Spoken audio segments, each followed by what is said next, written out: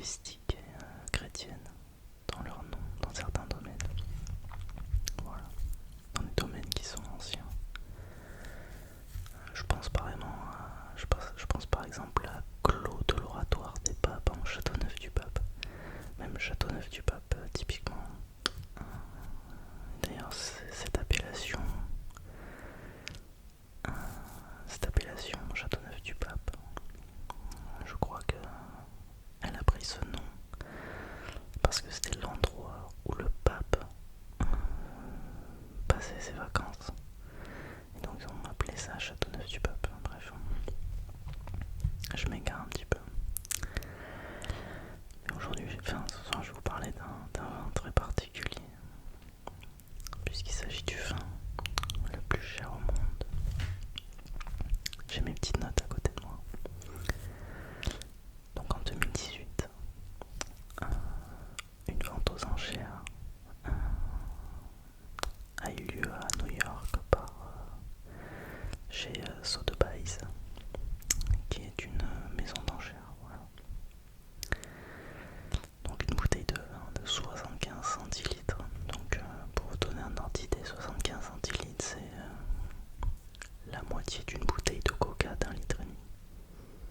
Donc c'est ce que contient une bouteille de vin, donc 6 verres de vin. Voilà. Et donc une bouteille de vin a été vendue à 558 000 $. Donc c'est le record historique de la bouteille la plus chère de l'histoire, qui est détenue par une bouteille de Romanée Conti du millésime 1945. Et je vais vous expliquer pourquoi en fait une bouteille de Romanée Conti coûte très très cher, même encore aujourd'hui, même des millésimes récents. Parce qu'en fait c'est un domaine qui a plusieurs dimensions. Il y a la dimension historique, géographique et économique, et beaucoup de paramètres qui font que c'est le vin le plus cher actuellement, et l'un des plus rares sûrement. Voilà, tout simplement. C'est très difficile de dénicher des bouteilles de Romanée Conti, à moins d'avoir de l'influence et de l'argent. Chose que la moyenne des gens n'ont pas forcément. Ou alors peut-être on en a, mais pas à aussi grande échelle, quoi. Donc la Romanée Conti, en fait, c'est un vignoble en Bourgogne, donc qui est minuscule, mais qui est mondialement célèbre, donc situé en Bourgogne, dans le village de Vaune-Romanée. Et en fait, c'est un vignoble qui s'étend seulement sur 1,81 hectares. Donc c'est vraiment genre minuscule. Genre en fait on se rend pas compte, mais 2 hectares c'est rien du tout. C'est rien. Quand tu vois que je prends l'exemple des châteaux à Bordeaux. Ouais, ils ont peut-être en moyenne 40-50 hectares. Donc pour vous dire, ça n'a 40-50 hectares de raisin, enfin de vignoble. Et donc évidemment en fait c'est très petit, quoi. Donc ce qui en fait l'un des plus petits grands crus au monde et aussi l'un des plus prestigieux. Donc son histoire remonte au Moyen-Âge, lorsque le vignoble appartenait aux moines de l'abbaye de Saint-Vivant. Voilà, j'en parlais justement. Ce sont eux qui ont commencé à cultiver les vignes dans ce climat exceptionnel, parfaitement exposé sur des coteaux orientés sud-est, avec des sols riches en argile et en calcaire. Ce terroir très particulier permet au pinot noir, cépage exclusif du cru, d'exprimer une finesse et une complexité rarement égalées ailleurs dans le monde. Le terroir de la Romanée Conti est effectivement exceptionnel d'un point de vue géographique, en plus d'être d'un point de vue climat, tout simplement, si on parle de manière plus générale.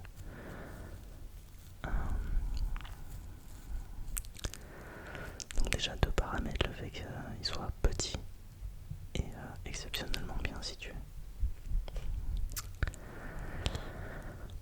Au fil des siècles, la parcelle passe de main en main jusqu'à être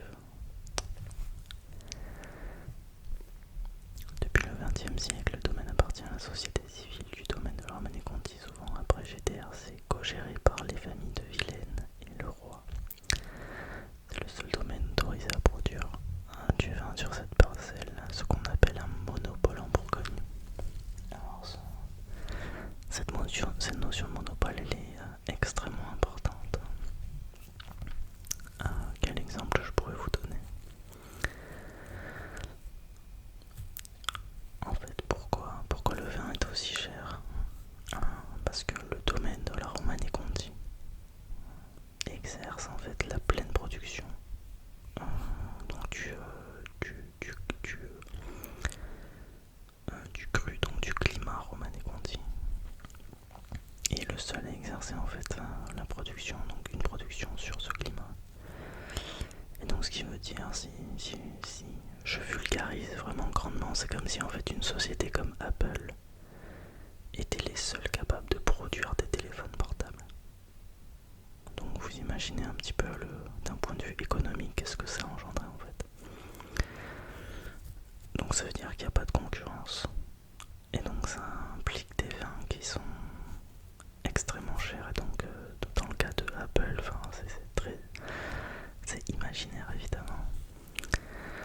Et bien en fait ça serait, je pense, peut-être qu'ils vendraient leur téléphone encore plus cher, enfin je sais pas, mais en gros voilà, c'était pour vous résumer un petit peu. Donc là on est Conti, produite avec une extrême rigueur, vendange entièrement manuelle, sélection stricte des raisins, vinification parcellaire, élevage en fût neuve pendant environ 18 à 20 mois. Le vin n'est jamais filtré dans le but de conserver au maximum sa structure et sa complexité. Alors il y a un truc qu'il faut vraiment comprendre dans le milieu du vin.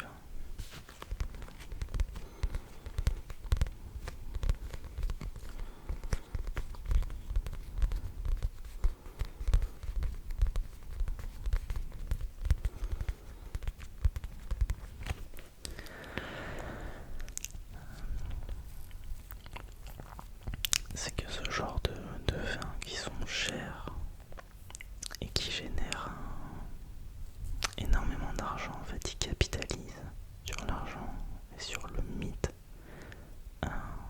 qu'ils ne cultivent depuis des dizaines d'années et des siècles. Donc ils génèrent énormément d'argent et en fait ils capitalisent en recrutant et en ayant en fait une équipe technique qui est souvent exceptionnelle. Donc ce sont des gens qui sont très très doués dans ce qu'ils font.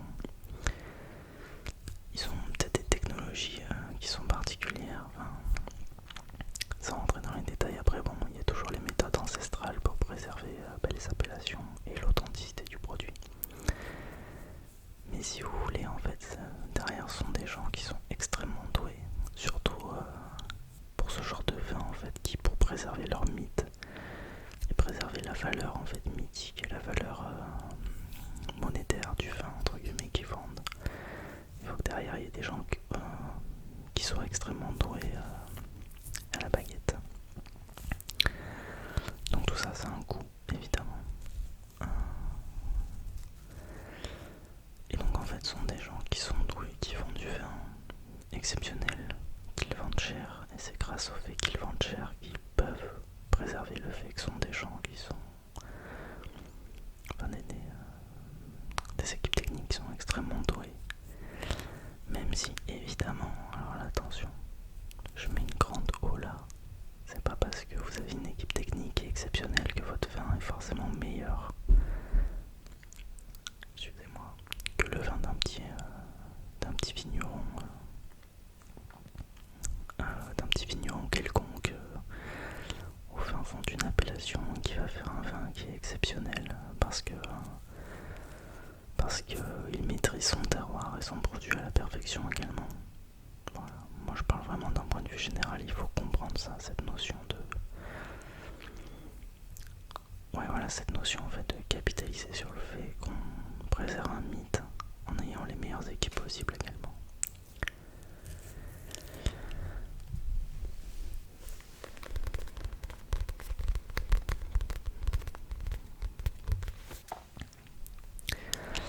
Mais ce qui fait vraiment sa rareté, c'est le faible volume de production.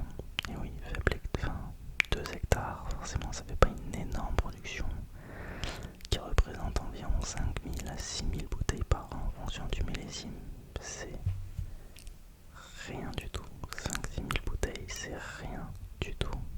Quand on parle d'un domaine de renommée mondiale comme ça, 5-6 000 bouteilles pour le monde entier, c'est rien. Déjà 60 000 bouteilles, je pense à des propriétés comme Mouton Rothschild qui font peut-être 60 60 000 bouteilles par an. C'est pas grand chose pour le monde entier, mais 5-6 000 bouteilles, c'est vraiment minuscule. À cette rareté s'ajoute la dimension mythique du vin. Chaque millésime est scruté, commenté, attendu comme un événement. Sa réputation n'est pas seulement liée à sa qualité gustative, mais aussi à son histoire, à son aura et au fait qu'il est presque impossible à obtenir, sauf à des prix exorbitants. Voilà, donc c'est ce que je viens de vous dire en fait.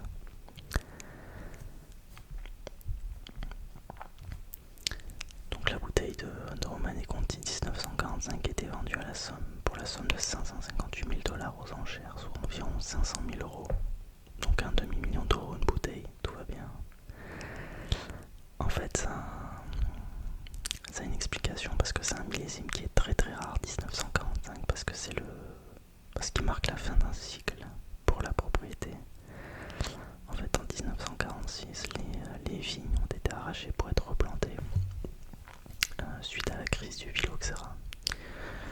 Pour résumer, en fait, le phylloxéra, c'est un puceron venu des États-Unis qui a décimé les vignes européennes.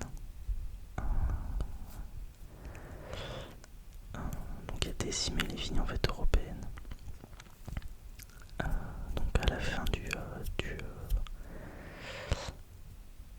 19e siècle. Voilà. Et donc pour ça en fait on a trouvé comme solution de prendre des pieds de vigne américains pour les implanter en Europe.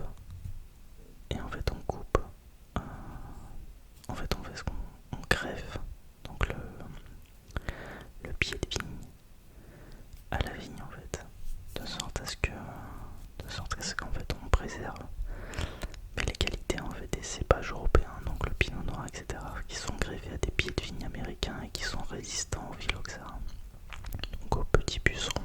Voilà. Et donc peu en ont conscience, mais on a frôlé vraiment la catastrophe. Enfin, ça a été une catastrophe, ça a été un désastre en fait pour l'industrie du vin, cette crise de phylloxéra. Donc voilà. Donc c'est résumé vraiment très vaguement, mais et donc les vignes furent arrachées et seulement 600 bouteilles furent produites en 1945. 600 bouteilles. C'est incroyable. C'est donc un vin de fin d'époque, un témoin d'histoire, autant qu'un objet de dégustation. Bon, enfin, je sais même pas si tu dégustes un vin comme ça, quoi.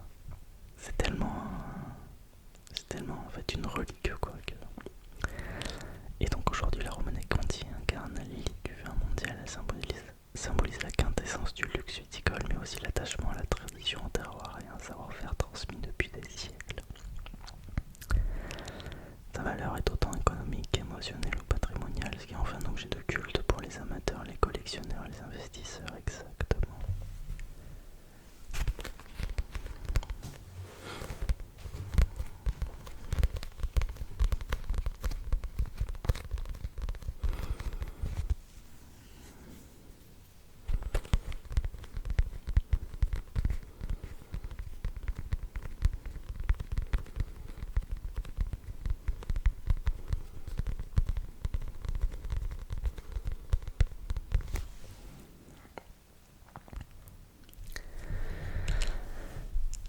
C'est la fin de cette petite histoire du vin de la Romanée Conti, qui est le vin le plus cher de l'histoire. J'espère que vous avez apprécié ce format de vidéo. N'hésitez pas à me faire un retour, notamment si vous souhaitez avoir plus de vidéos de ce genre. Moi je suis vraiment fasciné et passionné par ça. Autant que la dimension gustative et dégustation que l'histoire.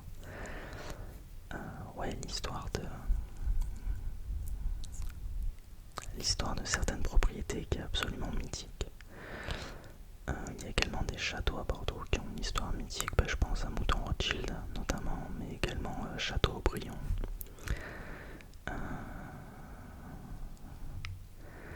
Châteaubriand, enfin j'ai pas envie de vous spoil parce que je me tâte vraiment à faire une vidéo dédiée à Châteaubriand. les Saclionians, donc premier cru classé du classement du 1855. Châteaubriand a été le point d'ancrage et le point culminant permettant de commencer un partenariat à long terme entre le marché des vins en Europe jusqu'aux États-Unis